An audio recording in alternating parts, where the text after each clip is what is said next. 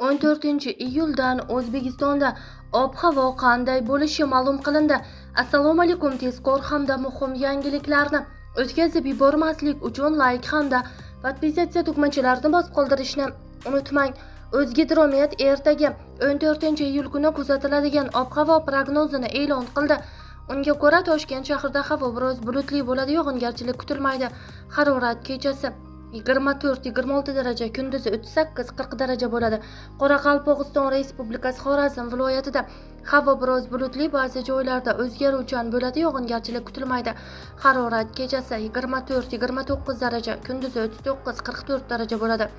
Buxoro va Navoiy viloyatlarida havo biroz bulutli bo'ladi, yog'ingarchilik kutilmaydi. Harorat kechasi 25-30 daraja, kunduzi 40-45 daraja bo'ladi.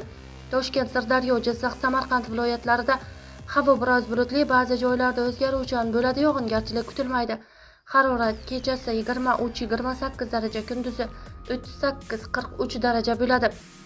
Qashqadaryo va Surxondaryo viloyatlarida havo biroz bulutli bo'ladi, yog'ingarchilik kutilmaydi. Harorat kechasi 25-30 daraja, kunduzi 39-44 daraja bo'ladi. Andijon, Namangan, Farg'ona viloyatlarida havo biroz bulutli, ba'zi joylarda o'zgaruvchan bo'ladi, yog'ingarchilik kutilmaydi.